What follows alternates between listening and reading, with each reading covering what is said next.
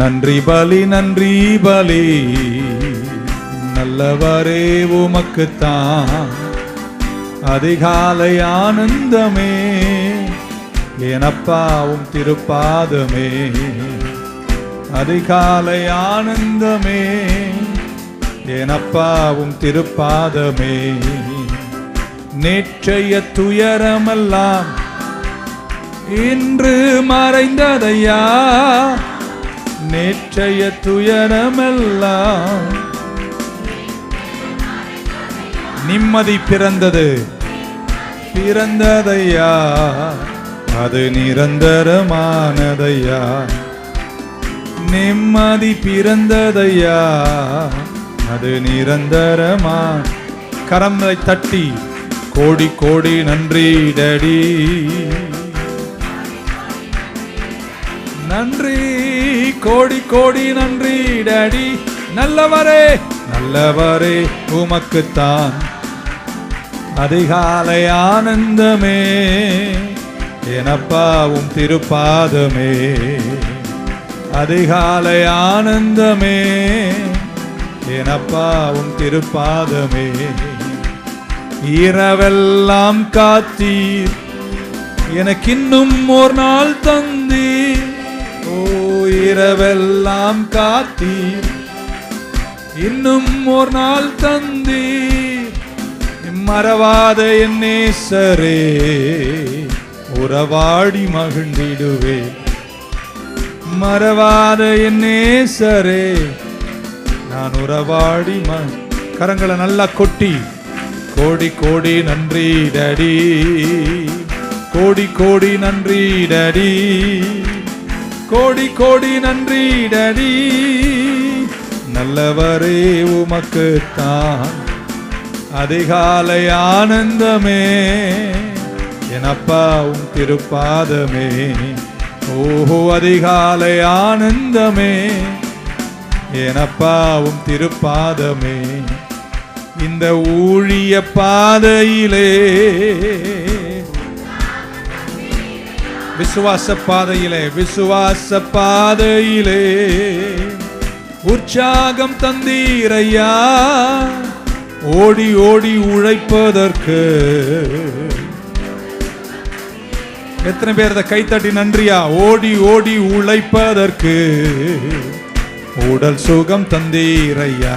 உற்சாகமா கோடி கோடி நன்றி டடி. இயேசுவே கோடி கோடி நன்றி டடி. நல்லவரே உமக்குத்தான். அதிகாலை ஆனந்தமே எனப்பாவும் திருப்பாதமே. அதிகாலை ஆனந்தமே.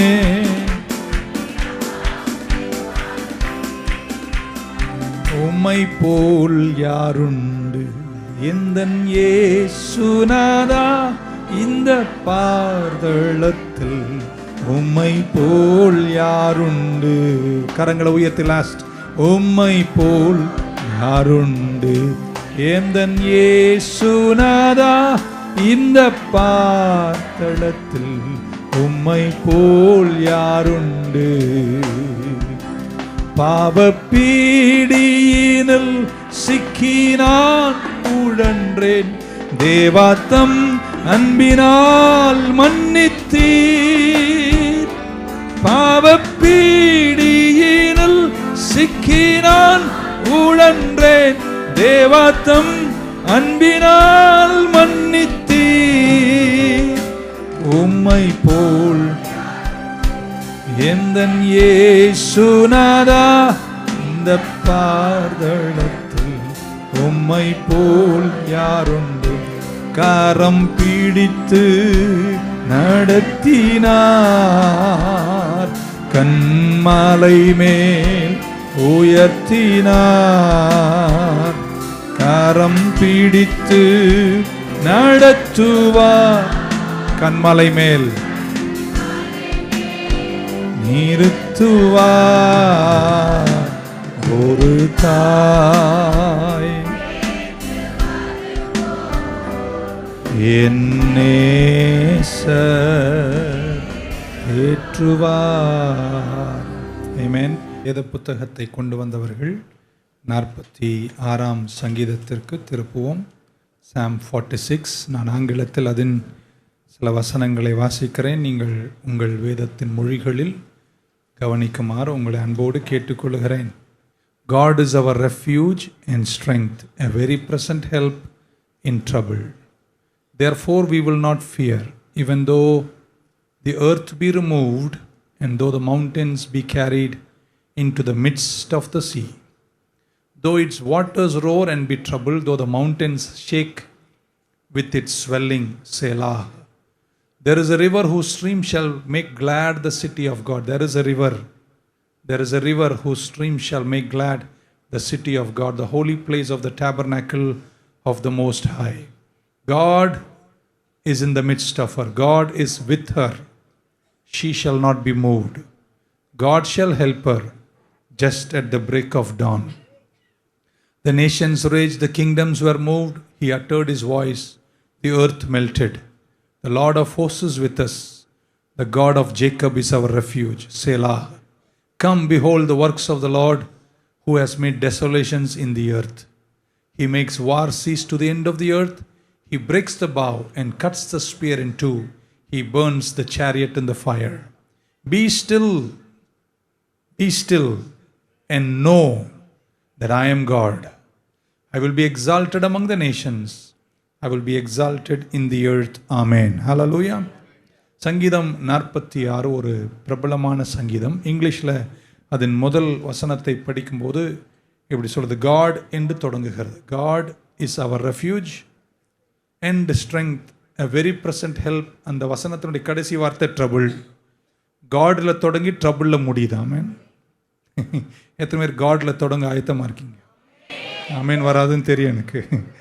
ஸோ காட் என்ற வேர்டில் தான் அந்த சங்கீதம் தொடங்குது. முதல் வசனம் ட்ரபிளில் முடியுது.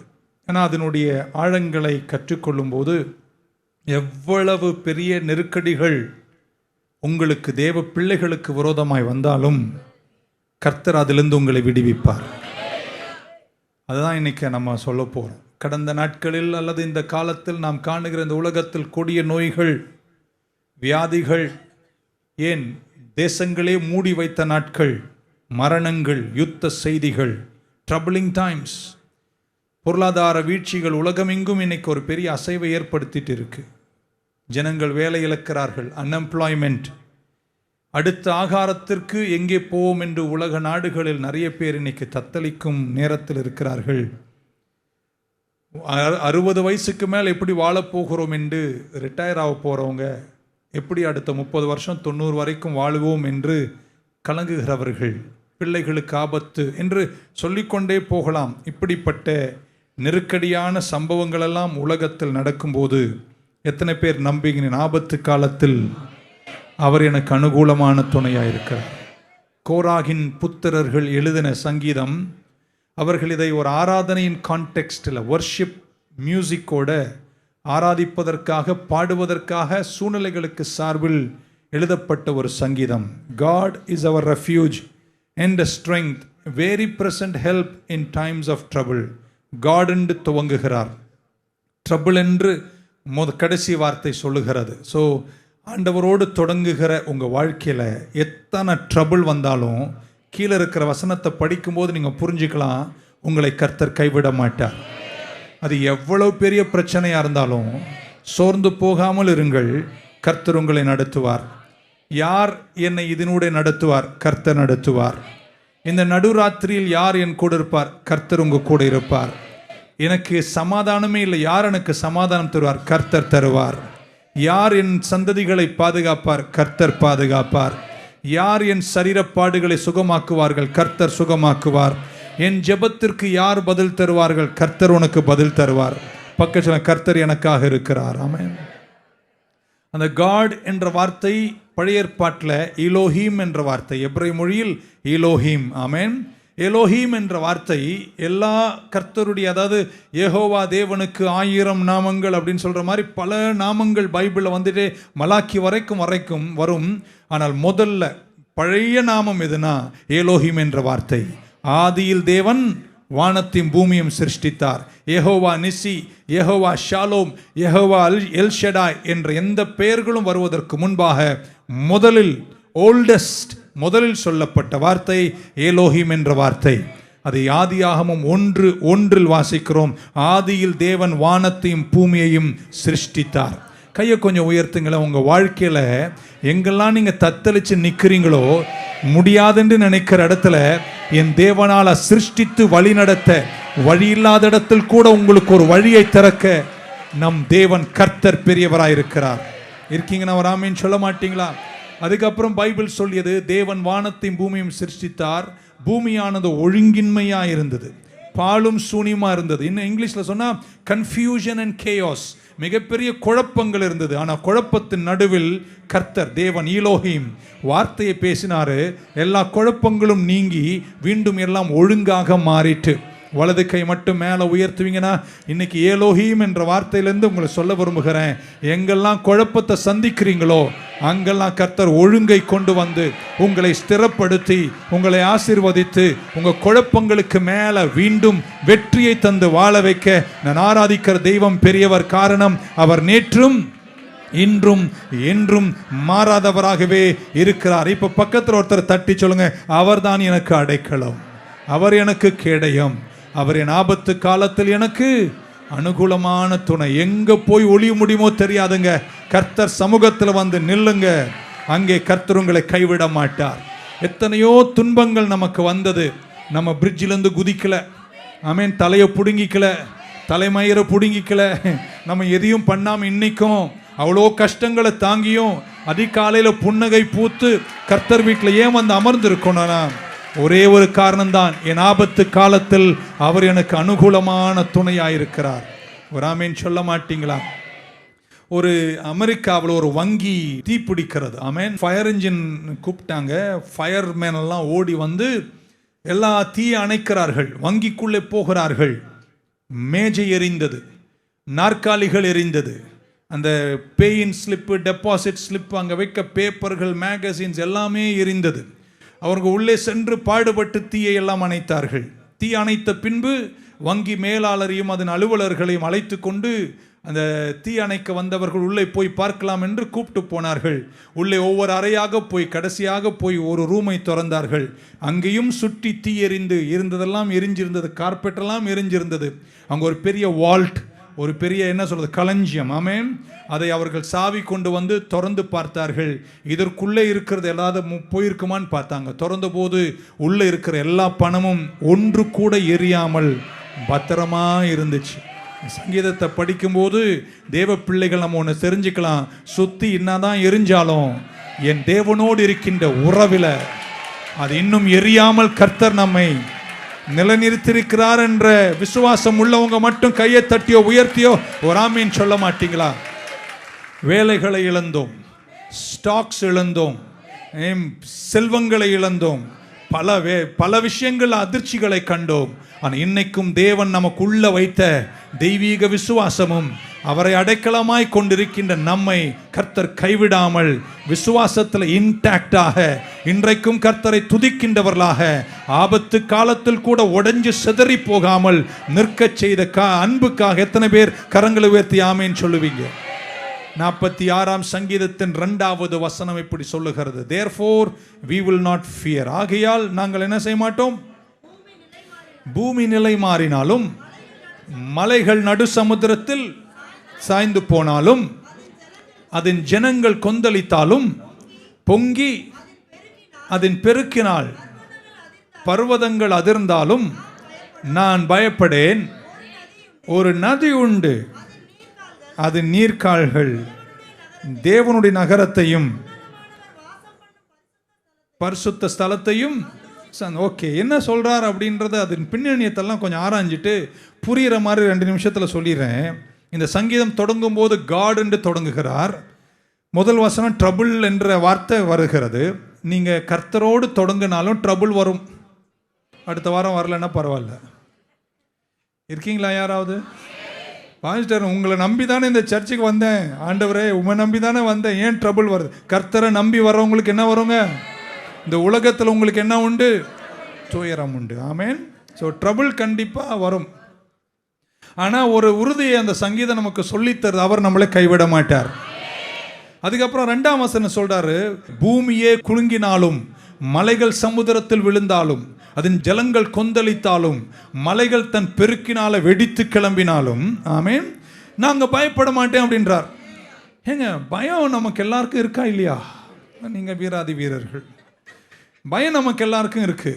அதுலேயும் யோசித்து பாருங்களேன், மலை பெயர்ந்து போதாம், சமுத்திரம் கொந்தளிக்குதான், சுனாமி வருதுன்னு வைங்களேன், இன்னைக்கு தலை மேலே வெள்ளம் ஓடிச்சுன்னா பயப்படுவீங்களா, பயமாட மாட்டீங்களா? எல்லாம் பயப்படும். எந்த பிரச்சனை வந்தாலும் நம்ம எல்லாருக்கும் பயம் இருக்குது. ஆனால் எங்கள் சங்கீதக்காரன் சொல்கிறான், மலையே பெயர்ந்தாலும் பூமியே அதிர்ந்தாலும் கொந்தளிச்சாலும் அப்படி இப்படி எங்களை சுற்றி பயங்கரமான சீற்றங்கள் வந்தாலும் நாங்கள் பயப்பட மாட்டோம். கெட்ட செய்தி கேட்குது சுற்றி 46ஆம் சங்கீதத்தில். ஆமென். பூமி நிலை மாறினாலும் சமுத்திரங்கள் கொந்தளித்தாலும் அதன் ஜலங்கள் கொந்தளித்தாலும் அப்படின்னு துர்ச்செய்திகளை கேட்கிறார். ஆனால் சொல்றார், துர்ச்செய்தியை கேட்கும்போது நாங்கள் பயப்பட மாட்டோம். ஏன்னா வாரம் வாரம் சர்ச்சில் வந்து நற்செய்தியை கேட்டுக்கிட்டே இருக்கோம். இந்த நியூஸ், இந்த துர்ச்செய்தி எல்லாம் கேட்கும்போது நமக்குள்ள ஒரு கலக்கம், பயமெல்லாம் ஏற்படுகிறது. ஆனால் அது கேட்கும்போது பயம் வரும். ஆனால் இதை கேட்கும்போது உங்களுக்கு விசுவாசம் வரும். எதுவுமே இதை நம்புறீங்க, ஆமென் சொல்ல மாட்டீங்களா? துர்ச்செய்தி டெய்லி நியூஸை பாருங்களேன், அது பண்ணால் ஒருத்தன் 35 துண்டா வெட்டி சாவடிக்கிறான். ஆமென். ஓகே, அதெல்லாம் சொல்ல நேரம் இல்லை. ஸோ அப்படிப்பட்ட உலகத்தில் வாழ்ந்துட்டு இருக்கோம். அதெல்லாம் கேட்கும்போது நமக்குள்ள ஒரு கலக்கம், நம்முடைய பிள்ளைகள்லாம் என்ன ஆகும் அப்படின்னு ஒரு கலக்கம் வரும். ஆனால் அதை விட நமக்கு ஒரு நற்செய்தி வருகிறது. இப்படி சொல்லுங்க, துர்ச்செய்தியை கேட்டால் பயம் வரும், ஆனால் இந்த நற்செய்தியை கேட்டால் விசுவாசம் வரும். விசுவாசம் கேள்வினால வருகிறது, கேள்வி கர்த்தருடைய வார்த்தையிலிருந்து வருகிறது. எத்தனை பேர் கர்த்தருடைய வார்த்தையை வாரம் கேட்டுட்டே இருப்பேன்னு சொல்றோம்? நல்லவர் ஆமீன் சொல்ல மாட்டீங்களா? ஆகையால் சங்கீதக்காரன் சொல்றான், ஆகையால் நாங்கள் என்ன செய்வதில்லை, பயப்படுவது. எத்தனை பேருக்கு இன்னைக்கு நற்செய்தி இருக்குங்க? உங்களுக்கு விரோதமாய் ஒரு பெரிய கூட்டமே வரட்டுங்க, ஆனா நமக்கு ஒரு வார்த்தை சொல்லுகிறது, உனக்கு விரோதமாய் உருவாக்கப்படுகிற எந்த ஆயுதமும் வாய்க்காமலே போகும். எவ்வளோ கஷ்டத்தில் இருந்தாலும் நமக்கு ஒரு வார்த்தை இருக்குங்க, என் தேவன் மகிமையின் ஐஸ்வர்யத்திலிருந்து என் குறைவுகளெல்லாம் நிறைவாக்குவார். தத்தளித்து நிற்கும் போது நமக்கு ஒரு வார்த்தை உண்டு, என்னை பலப்படுத்துகிற கிறிஸ்துவினாலே என்னால் எல்லாவற்றையும் செய்ய எனக்கு பலன். பல நெருக்கடிகள் வரும்போது நமக்கு ஒரு வார்த்தை உண்டு, கிறிஸ்துவின் அன்பை விட்டு என்னை பிரிப்பவன். ஒரு ஆமென் சொல்ல மாட்டீங்களா? அதுக்கப்புறம் அந்த வார்த்தை வரும்போது சங்கீதத்தில் வாசிக்கிறோம், நாங்கள் பயப்படுவதில்லை அப்படின்னு சொல்லிட்டு செலாஹ் என்ற வார்த்தை 3ஆம் வசனத்தில் சொல்றார். செலாஹ் என்ற வார்த்தை ஒரு மியூசிக்கல் வார்த்தை. ஆமென். அப்படின்னா அது நடுவே நாங்கள் பயப்பட மாட்டோம் என்று சொல்லிவிட்டு, இதெல்லாம் அதிர்ந்தாலும் நீங்கள் கொஞ்சம் பொறுமையாயிருங்கள். ஆமென் சொல்ல மாட்டீங்களா? ஏனென்னா நமக்கு ஒரு நதி உண்டு அப்படின்றார். ஒரு 2 பேரை தட்டி சொல்லுங்க, எங்களுக்கு ஒரு நதி உண்டு. இருக்கா இருக்கா இருக்கா? என்ன சொல்றார் அந்த சங்கீதத்தில் அப்படின்னா, இந்த இஸ்ரவேல் ஜனங்கள் ஆமென் எசேக்கியா ராஜாவின் காலத்தில், எந்த ராஜா? எசேக்கியா ராஜாவின் காலத்தில் இஸ்ரவேலுக்கு சீரிய இராணுவம் சென்னாச்செரிப் என்ற தலைமையின் கீழ் மிகப்பெரிய தாக்குதலை கொடுக்க அவர்களை தாக்குவதற்காக சூழ்ந்திருக்கிறார்கள். இஸ்ரவேல் ஜனங்கள் எருசலேம் என்ற மதில்களுக்குள்ளே, மிகப்பெரிய கோட்டையாகிய செவர்களுக்குள்ளே தங்களை மறைத்து கொண்டு சென்னாச்செரிபின் சேனைகள் தங்களை தாக்காதபடிக்கு உள்ளே இருக்கிறார்கள். சென்னாச்செரிபினுடைய சேனைகள் வெளியே நின்று கொண்டு காத்து கொண்டே இருக்கிறார்கள். எதுக்குன்னா, எத்தனை நாள் தான் நீங்கள் இந்த 4 செவருக்குள்ளே பூட்டிக்கிட்டு இருப்பீங்க? தண்ணி இல்லை, தண்ணி முடிஞ்சிடும். இன்னும் ஒரு 10 நாள் அந்த நிலத்தண்ணியெல்லாம் இல்லை, எப்படி குடிப்பீங்க? தாகத்தை எப்படி தணிப்பீங்க? எப்படி குளிப்பீங்க? எப்படியும் நீங்கள் வெளியே வருவீங்க. இருக்குடா உங்களுக்கு, நான் வெளியே நிற்கிறான். ஆனால் இந்த சென்னாச்செரிப்புக்கு என்ன தெரியலனா, யுத்தம் இல்லாத காலத்தில், ஆமென், யுத்தம் இல்லாத காலத்தில் எசேக்கியா ராஜா என்ன பண்ணார்னா, அங்கே கித்ரோன் பள்ளத்தாக்குன்னு ஒன்று இருக்குது. அந்த கித்ரோன் பள்ளத்தாக்குக்கு பக்கத்தில் கீஹோன் என்ற ஒரு ஊற்று இருக்குது. அந்த ஊற்றிலிருந்து ஒரு பெரிய கிருஷ்ணா நதி கொண்டு வர்ற மாதிரி அண்டர் கிரவுண்டில் ஒரு சேனலை உண்டாக்கி ஒரு கான்டுவிட் உண்டு பண்ணி அந்த தண்ணீரை கொண்டு வந்து செவர்களுக்கு அடியில் யாரு கண்ணிலையும் தெரியாத மாதிரி உள்ளே கொண்டு வந்து விட்டுருக்கார். அங்கேருந்து தண்ணி வளவலன்னு உள்ளே வந்துட்டே இருக்கு. உள்ளே இருக்கிற வெளியே வர்ற மாதிரி இல்லை. அவங்க அழகாக இருக்கிறதெல்லாம் மெயின்டைன் பண்ணிட்டு உள்ளேயே சந்தோஷமாக இருக்கான். வெளியே கொந்தளிக்குது இராணுவம். இவன் வெளியே வருவான், வெளியே வருவான். உள்ளே போக முடியலன்னா அவ்வளோ பெரிய செவர்களை கட்டி இருக்கிறார்கள். ஆமேன்னு சொல்ல மாட்டீங்களா? ஹல்லேலூயா. 1777 அடிகள் அண்டர் கிரவுண்டிலேயே அந்த காலத்திலேயே எசேக்கியா ராஜா கித்ரோன் பள்ளத்தாக்கிலிருந்து கைஹோன் ஊற்றிலிருந்து தண்ணீரை எருசலேம் பட்டணத்துக்குள்ளே கொண்டு வந்து அழகாக அவர்கள் இருந்தார்கள். சுற்றி சேனைகள் சூழ்ந்திருந்த போதிலும் அவர்கள் தண்ணீருக்காக வெளியே போக வேண்டிய அவசியம் வரவே. நம்மால் வெளியே நின்று நீ வெளியே வாடான்னு துப்பாக்கி எடுத்துட்டு நிற்கிறான், துப்பாக்கியில் ஈட்டியோடு நிற்கிறான். நம்மால் வெளியே வரல. ஏன்னா அவன் கண்ணுக்கு மறைவான ஒரு நதியை கர்த்தர் உள்ளேயே கொடுத்திருந்தார். நான் சொன்னது உங்களுக்கு புரிஞ்சிருந்தா நீங்க ஆமீன் சொல்லியிருப்பீங்க. ஒரு ஆமீன் சொல்ல மாட்டீங்களா? எதுவுமே தெரியும். நம்ம சுற்றி எத்தனையோ துன்பங்கள் வந்தது, எவ்வளோ கஷ்டங்கள் வந்தது. நிறைய பேர் நினைச்சாங்க நீங்க தேற மாட்டீங்கன்னு. ஆனால் அவங்களுக்கு என்ன தெரியலனா, அவங்க கண்ணுக்கு மறைவாக நமக்கு ஒரு மறைவிடமான ஒரு ஊற்றை, ஒரு பரிசுத்த ஆவியானவரை, உங்க பலத்தை மிஞ்சி உங்களை நிற்க வைக்கக்கூடிய திராணி உள்ள ஒரு பரிசுத்த ஆவியானவரை கர்த்தர் உங்களுக்கு கொடுத்திருக்கிறார். ஆகையால் ஜனங்கள் கொந்தளித்தாலும், மலைகள் பெயர்ந்து போனாலும், பெருக்கத்தால் அது உடைந்து போனாலும் நீங்கள் அசைய மாட்டீர்கள். காரணம், உங்களுக்கு ஒரு நதி உண்டு. சொல்ல மாட்டீங்களா? என்னை பார்க்கும்போது நீங்கள் எனக்கு இருக்கின்ற இந்த 4 முடியையும் என் மூஞ்சியை தான் பார்க்க முடியும். நான் பேசுறேன், குரல் வளத்தை தான் நீங்கள் பார்க்க முடியும். ஆனா உங்களுக்கு பார்க்க முடியாத ஒன்று என் செவர்களுக்குள்ளே, அது கித்ரோன் பள்ளத்தாக்கிலிருந்து கெய்ஹோன் ஊற்றிலிருந்து என்று சொன்னது போல தூய பரிசுத்த ஆவியானவர் உலகத்தில் இருப்பவனை காட்டிலும் உனக்குள்ளே இருக்கிறவர் பெரியவர். எல்லாம் தத்தளிக்கும் போது உனக்கில்லாத ஒரு பலத்தை தந்து நீ உன்னை முடிக்கணும்னு நினைக்கிறவங்களுக்கு முன்னாடி கர்த்தர் உன்னை தேற்றி, உன்னை வழிநடத்தி, உன்னை நிலைநிறுத்தி, பக்க சொல்லுங்களேன், உன் கண்ணுக்கு தெரியாத ஒரு சக்தியே எனக்கு இருக்கு. உள்ளமே உடையும் போதும், பல பிரச்சனைகள் வரும் போதும் எனக்கு ஒருவர் இருக்கிறார். அவர் என்னோடு இருக்கிறார். அவர் என்னை கைவிட மாட்டார். இந்த ஆராய்ச்சிகள் செய்யும் போது இங்கிலீஷில் சொன்னால் தெரியும்,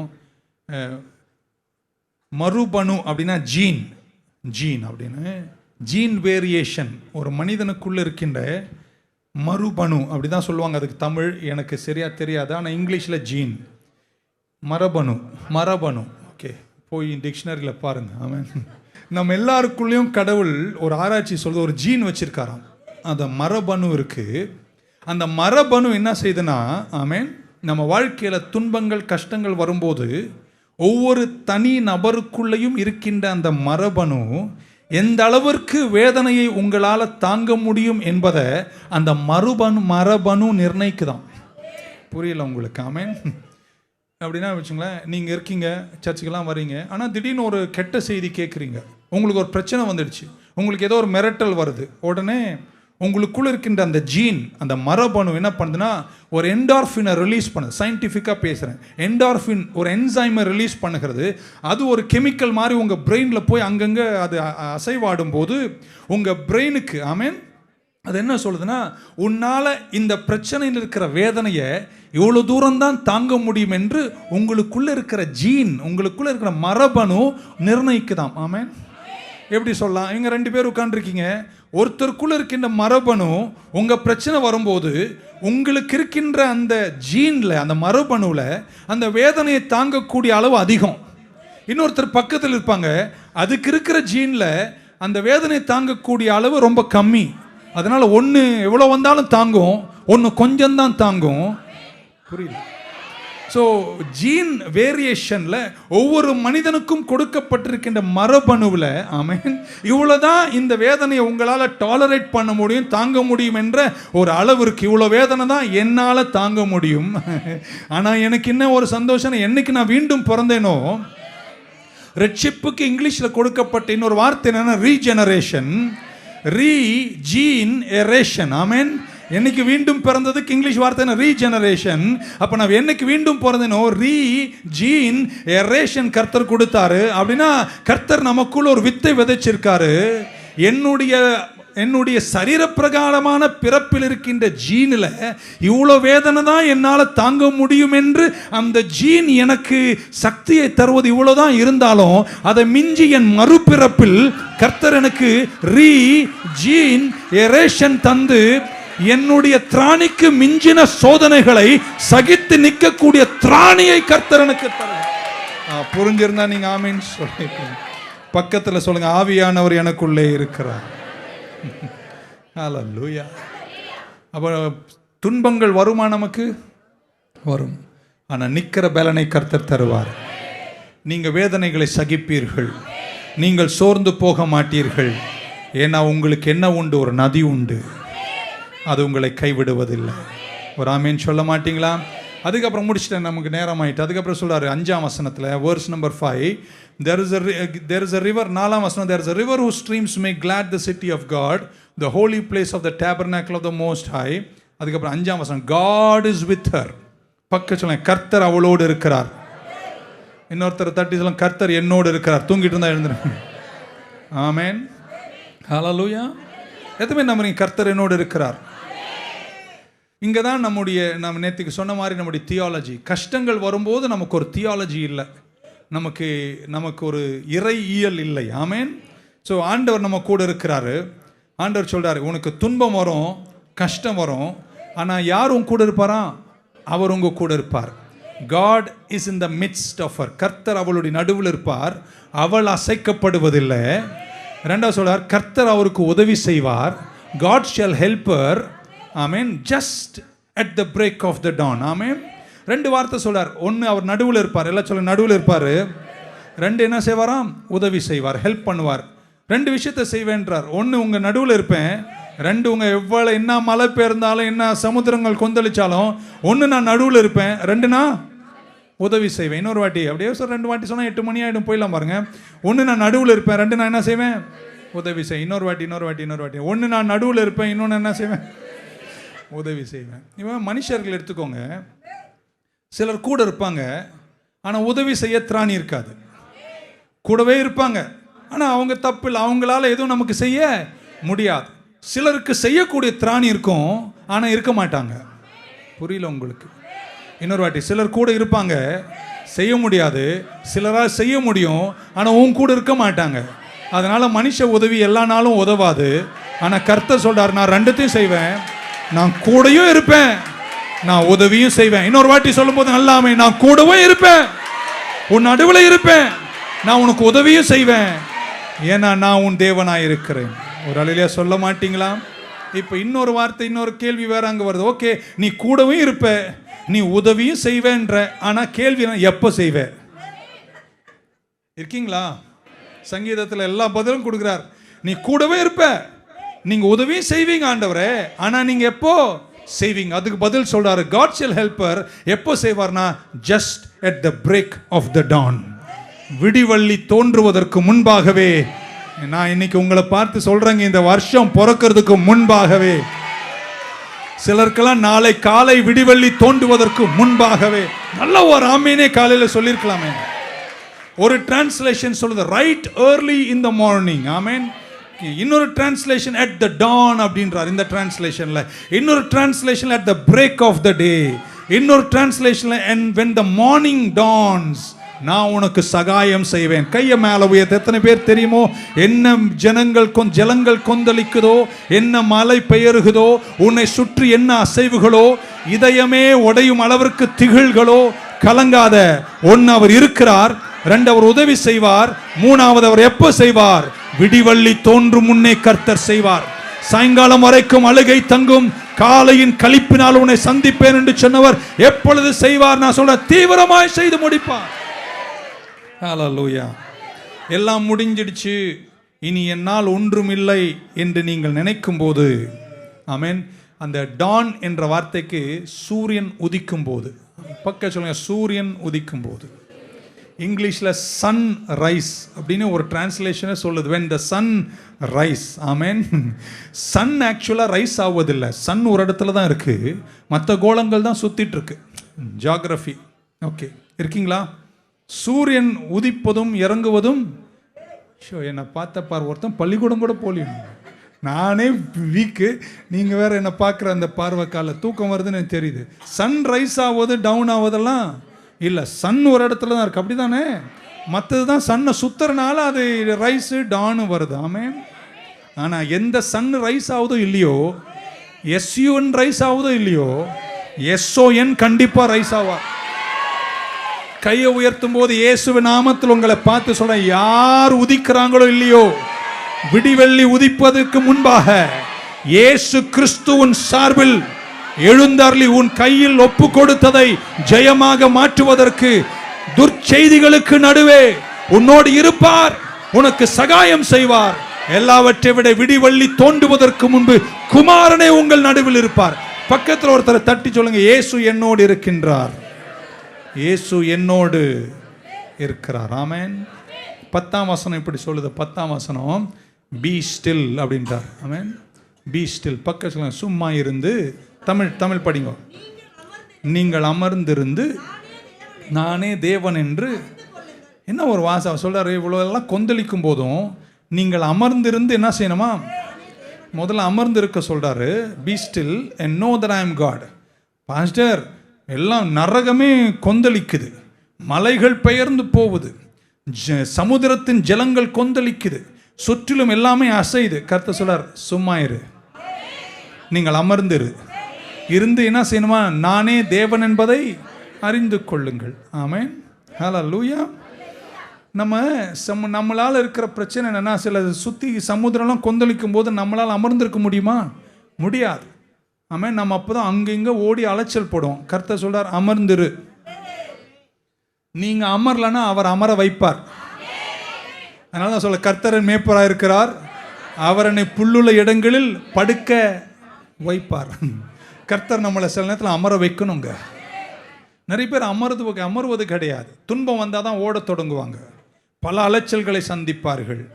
ஆமென். கர்த்தர் நமக்கு அமர வைத்து அமரிக்கே தருவார். அவர் சொல்றாரு, நீங்கள் அமர்ந்திருந்து. ரெண்டாவது என்ன சொல்றாரு? நானே தேவன் என்பதை. அந்த நோ என்ற வார்த்தை இங்கிலீஷில் வரும்போது, know that I am God, know that I am God அப்படின்றார். நான் தேவன் என்பதை என்ன செய்யணும்? அறிந்து கொள்ளணும். அந்த நோ என்பது அறிவு சார்ந்த விஷயம் அல்ல, நெருக்கம் சார்ந்த விஷயம் பைபிளில். ஆமென். அவர் என்ன சொல்ற? நோ அப்படின்றார். அப்படின்னா தலையில் அவரை அறிவதல்ல, இருதயத்தின் நெருக்கத்தால் அவரை அறியணும். பக்கத்தில் கஷ்டத்தில் தாங்க நான் அவரை நெருக்கமாக இருக்கேன். அந்த நோ என்ற வார்த்தையை சொல்கிறேன் இங்கிலீஷில். ஏடம் நியூ ஈவ் அப்படின்னு பைபிள் சொல்லுது. ஆதாம் ஏவாளை அறிந்தாள் அப்படின்னா இங்கிலீஷ் பைபிள். நியூ என்ற வார்த்தை அப்படின்னா என்ன அர்த்தம்? கூகுளில் போய் ஏவாள் எப்படிப்பட்டவளும் சர்ச் பண்ணார்னு அர்த்தம் இல்லை. ஆதாம் ஏவாளோடு நெருக்கமாக இருந்தாள். இன்டிமசி. ஆமென். சொல்ல மாட்டீங்களா? நெருக்கம். என்ன புரியுதோ உங்களுக்கு? ஓகே. யோசேப்புக்கு மரியாள் இருந்தபோது, ஆமென், பைபிள் சொல்லுகிறது, இயேசு பிறக்கும் வரைக்கும் யோசேப்பு மரியாளை அறியவில்லை. அப்படின்னு என்ன அர்த்தம்? நெருக்கமாக இருக்கவில்லைன்னு அர்த்தம். அப்போ அங்கே பயன்படுத்தப்பட்ட அந்த நியூ என்ற வார்த்தைக்கு அர்த்தம், நான் என் நெருக்கத்தில் மலைகள் பெயர்ந்து சமுத்திரம் கொந்தளிச்சு எல்லாமே என்னை சுற்றிலும் துர்ச்செய்தியாக இருக்கும்போது நான் அமர்ந்திருந்து அவரை அறிவேன் என்ற வார்த்தைக்கு அர்த்தம், நான் அவரோடு நெருக்கமாக இருப்பேன். எத்தனை பேர் துன்பத்தில் அவரோடு நான் நெருக்கமாக இருப்பேன்னு சொல்கிறவங்க மட்டும். B still and know the Lord அப்படின்னா be intimate with God. ஆமென். ஹல்லேலூயா. துன்பங்கள் வர வர சாத்தான் கிட்ட சொல்லுங்க, என்னை இன்னும் அவர்கிட்ட நீ நெருக்கிட்டே இருப்பே தவிர நீ என்ன அவர்கிட்ட இந்த தூர தள்ளவே முடியாது. நீங்கள் அவரோடு கூட இருப்பீர்கள். கடைசியா 11வது வசனம் சொல்லி என் வார்த்தையை முடிக்கிறேன். நீங்கள் வீடுகளுக்கு போய் இளைப்பாருங்கள். The Lord of hosts is with us. சேனைகளின் கர்த்தர் நம்மோடு இருக்கிறார். The God of Jacob is our refuge. யாக்கோபின் தேவன் நமக்கு உயர்ந்த அடைக்கலம். சேலா என்ற வார்த்தை. ஆமென். இயேசுவே நம்ம கூட இருக்காராம் துன்பத்தில். அது அன்னைக்கு இயேசு பிறக்கலை. அப்போ அவர் ஆதியில் வார்த்தை இருக்கிறார், ஆனால் சரீர பிரகாரமாய் தோன்றவில்லை. ஆனால் அப்பொழுதே சொல்லப்பட்ட வார்த்தை நீங்கள் கவனிச்சிங்கன்னா, நரகம் வெடிக்கும் போதும், ஜலங்கள் கொந்தளிக்கும் போதும், மலை பெயர்ந்து போகும் போதும், ஆமென், இப்படிப்பட்ட பிரச்சனைகள் வரும்போது சொல்றாரு, God is with us அப்படின்றார். எல்லாம் சொல்ல இங்கிலீஷில் with us. முடிச்சிட்டேன். with us. ஆமென். இருக்கீங்களா? இந்த with us என்ற வார்த்தை எபிரேய மொழியில் என்ன தெரியுமா வார்த்தை? மனு. எல்லாம் சொல்லுங்க பார்க்கலாம். மனு. ஆமென். So God is with us. with us என்பதற்கு எபிரேய வார்த்தை அங்கே என்ன தெரியுமா போட்டிருக்கு? மனு. எல்லாம் சொல்லுங்க நாங்க மனு. God என்பதற்கு எல், எலோஹிம், எல். ஆமென். அப்போ அதை மொத்தம் தான் கூட்டி கழிச்சு எல்லாம் சேர்த்துட்டீங்கன்னா எப்படி தெரியுமா வரும்? மனு எல். அதனால தான் நம்ம ஆம்பளை பசங்க மனுவேல்னு பேரிடுறோம். புரியல உங்களுக்கு? அந்த மனுவேல் என்ற வார்த்தை அப்படின்னா என்ன அர்த்தம்? கர்த்தர் நம்மோடு இருக்கிறார். மத்தேயு சுவிசேஷம் திருப்பாதீங்க, நேரம் இல்லை. 1ஆம் அதிகாரம் போகும்போது கர்த்தர் யோசேப்பை பார்த்து சொல்றார், உன்னுடைய மனைவியா இருக்க போகிற மரியாள் ஒரு குழந்தையை ஈந்தெடுப்பாள், அவருக்கு என்ன பெயரிடுவாய்? இம்மானுவேல் என்று பெயரிடுவாய். அப்படின்னா கர்த்தர் நம்மோடு கூட இருக்கிறார். எங்க இயேசுவுக்கு இம்மானுவேல் என்ற பெயர் பெத்லஹேமில் பிறப்பதற்கு முன்பு சொல்லப்பட்டது. ஆனால் உங்களுக்கும் எனக்கும் துர்ச்செய்திகள் வரும்பொழுது பழைய ஏற்பாட்டிலே சொல்லிட்டாரு. ஆமென். நீ கஷ்டப்படும் போது நீ கலங்க வேண்டிய அவசியம் இல்லை. யாரோ ஒரு தூதன் அல்ல, ஏதோ ஒரு சக்தி அல்ல, ஏதோ ஒரு காற்றல்ல, ஒரு வல்லமை அல்ல, மனுவேல் உன் கூட இருப்பார். அந்த இம்மானுவேல் வேற யாரும் அல்ல, வானம் விட்டு இறங்கி வந்த எங்கள் தேவாதி தேவன் இயேசு கிறிஸ்து உன்னோடு கூட இருப்பார். நல்ல ஒரு அல்லேலூயா சொல்ல மாட்டீங்க? 2 பேரை தட்டி சொல்ல, மனுவேல் என்னோட இருக்கிறார். நெருக்கடியில் யார் என் கூட இருக்காங்களோ இல்லையோ, கிறிஸ்து என்னோடு இருப்பார். பவுல், அப்போஸ்தலனாகிய பவுல் சொன்னார், ஆமென், எல்லாரும் என்னை புறக்கணித்த போது அவர் என்னோடு கூட நின்றார். நான் அவர் கையில் ஒப்பு கொடுத்ததை அந்த நாள் பரியந்தம் கர்த்தர் காத்துக்கொள்வார். இயேசு என்னோடு இருக்கிறார். அந்த நம்பிக்கையோடு இன்னைக்கு உங்கள் வீடுகளுக்கு போங்க. கர்த்தர் உங்களை கைவிட மாட்டார். சிலதெல்லாம் ஒரு பிக்சரோடு சொன்னாதான் உங்களுக்கு புரியும். அமர்ந்திருந்து நானே, பி ஸ்டில் அண்ட் நோ, எல்லாத்தையும் உங்களுக்கு பிட்டு விளக்கி கொடுத்துருக்கேன். நீங்கள் எழுதுனவங்க வீட்டில் போய் திரும்ப ஒரு வாட்டி படிங்க. 46 சங்கீதம் நல்லா புரியும். ஆமென். என்ன இந்த அமர்ந்திரு அப்படின்னா என்ன அப்படின்னா, இருக்கீங்களா? தூங்கிட்டீங்களான்னு. எங்கள் வீட்டில் சூசம்மா அப்படின்னு ஒரு பொண்ணு இருந்தா. நான் சொல்வது 45-50 வருஷம் முன்னாடி. எங்கள் அம்மாவுக்கு அக்கா பொண்ணு. அவளை எங்கள் அம்மா அப்பா தான் வளர்த்தாங்க. அவள் எங்களை வளர்த்தா. அதுக்கப்புறம் அவளை கல்யாணம் பண்ணி கொடுத்துட்டோம். அப்போ நான் சின்ன பையன், இப்போமா அப்படி தான் இருக்கேன். அப்போது அதுக்கு இந்த தலையில் சிக்கெல்லாம் வரும். என்னதுங்க அது? அந்த காலம் பாருங்கள். அப்போ பேனு நல்லாயிருக்கும். எங்கள் அம்மா என்ன தெரியுமா பண்ணுவான், அவளை பிடிச்சி முடிய பிடிச்சி இழுத்து வந்து உட்கார வச்சு, உட்கார்றி அப்படின்னு சொல்லிட்டு ஒரு ஸ்டூலை போட்டு அவள் பின்னாடி உட்காந்து, இந்த சகோதரிகள் இவ்வளோ நேரம் ஹீப்ரூவெல்லாம் பேசினேன், கவனிக்கலை, எல்லாம் எழுந்து என்ன சொல்கிறார். அப்போ எங்கள் அம்மா உட்கார வச்சுட்டு இந்த தேங்காய் நிலை என்னென்னமோ எல்லாம் போட்டு நல்லா சூடு பண்ணி கொதிக்க வச்சு, அதுக்கப்புறம் இந்த சீப்பு கூட இப்போ இருக்கிற மாதிரி பிளாஸ்டிக் சீப் கிடையாது, அது கட்டையில் இருக்கும். இப்படி இழுத்தா பேன்லாம் வரும். பாவங்க, நான் பார்த்துருக்கேங்க. அவளை உட்கார வச்சு, ஆமேன், அந்த எண்ணெயெல்லாம் எடுத்து போட்டு தேய்ச்சி, அதுக்கப்புறம் அந்த அந்த அதுக்கு மலையாளத்தில் ஈரோலின்னு சொல்லுவாங்க. அடே தெரியுது. நான் நினச்சேன் உங்களுக்கு தெரியாது, நீங்களாம் எங்கேயோ லேட்டஸ்ட்டு மாடர்ன் நினச்சேன். பரவாயில்ல, தெரியுது. அந்த ஈரோலி எடுத்து அந்த முடியை பிடிச்சி இழுத்து இழுத்து அது கதறுங்க வேதனையில். எங்கள் அம்மா விடவே விடாது. 45 நிமிஷம் அவங்க பிடுங்கி எடுத்து அவள் கத்தும்போது என்ன தெரியுமா சொல்ல, ஏய் சிக்கு எடுக்கிறேன்டி, சும்மா இரு. என்ன சொன்னீங்க பாஸ்?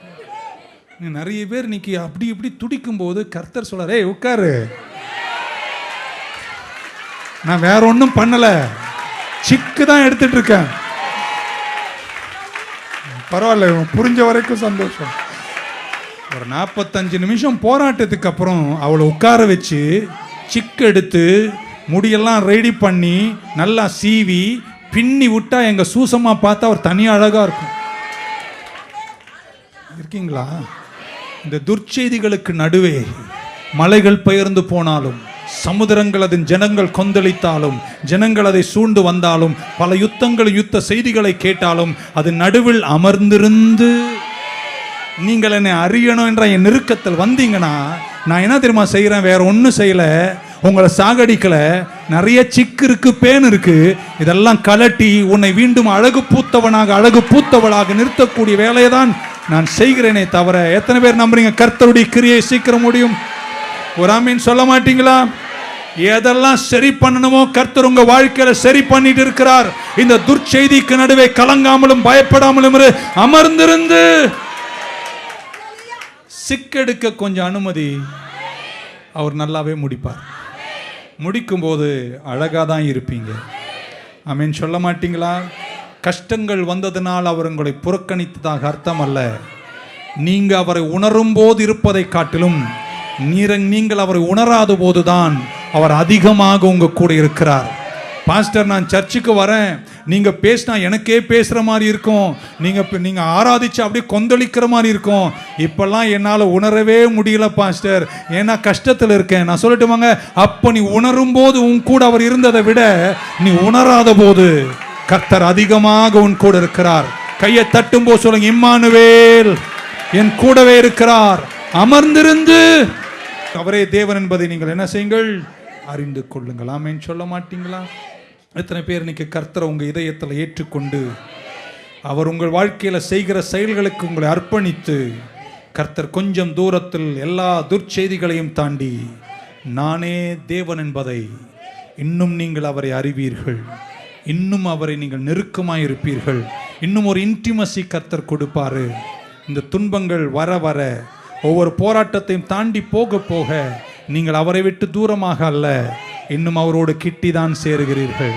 நான் சொல்லிட்டு வாங்க, இந்த துன்பங்கள் தாங்க நம்முடைய இதயத்தை கர்த்தருக்கு திறந்து காட்டுகிறது.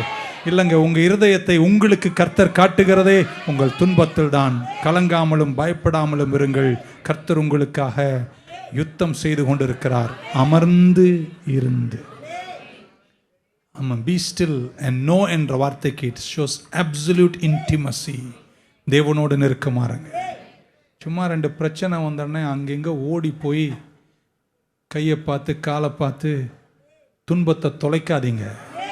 கடவுள் சில காரணத்தோடு தானோ சில துன்பங்களை அனுமதிக்கிறார் என்றால் அது உங்களுக்கு ஒன்றும் செய்யாது. பக்கம் கொஞ்சம் சிக்கு எடுத்து விடுறார், அதுக்குள்ளே தலையிட்டுட்டு போய் அங்கெங்கே ஓடுறது. நான் பார்த்துருக்கிறேன் அந்த அம்மையார் பட்ட பாடு, எங்கள் அம்மா கொடுக்குற குடைச்சல் எல்லாம் முடிஞ்ச போது இன்றைக்கும் அந்த அம்மா உயிரோடு இருக்காங்க. ஒரு நாள் அவங்கள வேணா கூப்பிட்டு வந்து காட்டுறேன். இன்றைக்கும் முடி நல்லாவே இருக்குது. அதுக்கு இருக்கும் ஒரு 65 வயசு, ஆனால் அதனுடைய முடி இன்றைக்கும் நீளமாகவே இருக்குது. ஏன்னா அன்றைக்கெல்லாம் சிக்கு எடுத்ததுனால. சிக்கு எடுக்காமலே விட்டுருந்தா மொட்டையாயிருக்கும். சில சிக்கு எடுக்கிறனால தான் நீங்கள் நல்லா இருக்கீங்க. பக்கத்தில் அமர்ந்திருந்து அவரே தேவன் என்பதை நெருக்கத்தோடு அறிந்து கொள்ளுங்கள். உபத்திரவத்தில் அவங்களை தீங்கு செய்ய மாட்டார். அவர் எல்லாவற்றையும் சரியாக்கி உங்களை சீக்கிரத்தில் வெற்றியில் கொண்டு வந்து உங்கள் சத்துருக்களுக்கு முன்பாக ஒரு பந்தி ஒன்றை ஆயத்தம் பண்ணி உங்கள் தலையை எண்ணெயினால் அபிஷேகம் பண்ணி பாத்திரத்தை வழிந்தோட செய்து வெற்றி பூத்தவர்களாய் உங்களையும் சந்ததிகளையும் நிறுத்துவார். 3 பேரை தட்டி சொல்லுங்க, பயப்படாதே, கர்த்தர் உங்கள் நடுவில் இருக்கிறார். அவர் எங்க கூடவும் இருப்பார், உங்களுக்கு சகாயமும் செய்வார். முடிக்கும் போது அவர் உங்க கூட இருந்து செய்ய வேண்டிய மகத்துவங்களை செய்து முடிக்கிறவராக இருப்பார். Shall we stand in the presence of God? Thank you. இன்னும் உம்மை அறியணுமே, இன்னும் கிட்டி சேரணமே. இன்னும் உம்மை அறியணுமே, இன்னும் உம்மை அறியணுமே, இன்னும் கிட்ட நான் சேரணுமே, இன்னும் கிட்ட சேரணுமே. பிரசன்னம் பிரசன்னம் தேவ பிரசன்னம், பிரசன்னம் பிரசன்னம் தேவ பிரசன்னம்.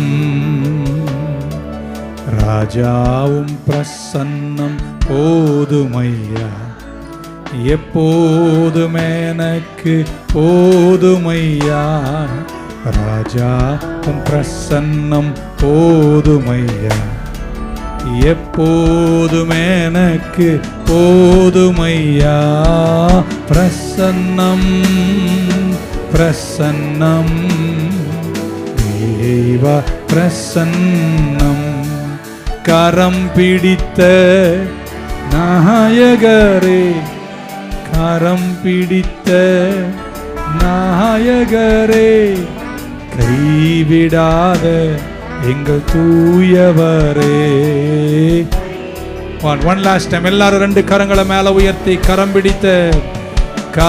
பிடித்த நாயகரே, கரம் பிடித்த எங்கள் நாயகரே, கைவிடாத எங்கள் தூயவரே, கைவிடாத எங்கள் தூயவரே, பிரசன்னம் பிரசன்னம் தேவ பிரசன்னம், ஓ பிரசன்னம் பிரசன்னம் தேவா. நான் அவள் நடுவில் இருப்பேன், நான் அவளுக்கு சகாயம் செய்வேன். நீ அமர்ந்திருந்து நானே தேவன் என்பதை நீ அறிந்து கொள்ளுவாய். அப்பா, எங்க பிள்ளைங்க கடந்து போகிற வழியில், இந்த வாழ்க்கை பிரயாணத்தில் என்ன துர்ச்செய்திகள் கேட்டாலும் ஒரு தைரியத்தோடு போகட்டும். மனுவேல் எங்களோடு இருக்கிறார். யாக்கோபின் தேவன் எங்களுக்கு உயர்ந்த அடைக்கலம். அந்த மகத்துவம் வெற்றியும் கூட இருக்கட்டும். சீக்கிரத்தில் சிக்குகள் நீங்கட்டும். எல்லா வெற்றியோடு எங்கள் பிள்ளைகள் பிரகாசிப்பார்களாக. மீண்டும் உயரத்தையும் மகத்துவத்தையும் காணும் ஆற்றலை நீர் உங்கள் பிள்ளைகளுக்கு கொடுங்க, காத்துக்கொள்ளுங்க. இயேசுவின் நாமத்தில் ஜெபிக்கிறோம் ஜீவனுள்ள எங்கள் நல்ல பிதாவே. சேர்ந்து சொல்லுவோம், என் ஆத்துமாவே கர்த்தரை ஸ்தோத்தரி, என் முழு உள்ளமே பரிசுத்த நாமத்தை ஸ்தோத்தரி. என் ஆத்துமாவே கர்த்தரை ஸ்தோத்தரி, அவர் செய்த சகல உபகாரங்களையும் மறவாதே. கர்த்தராகிய இயேசு கிறிஸ்துவின் கிருபை, பிதாவாகிய தேவனுடைய அன்பு, பரிசுத்தாவியானுடைய ஐக்கியம் நம் அனைவரோடும், எல்லா பரிசுத்தவான்களோடும் திருச்சபையோடும் கூடி வந்த அனைவரோடும் இன்றும் என்றும் இருப்பதாக. God bless you. Thank you. உம்மை போல் யாருண்டு எந்தன் இயேசுநாதா, இந்த பார்தளத்தில் உம்மை போல் யாருண்டு. கரங்களை உயர்த்தி லாஸ்ட். உம்மை போல் யாருண்டு.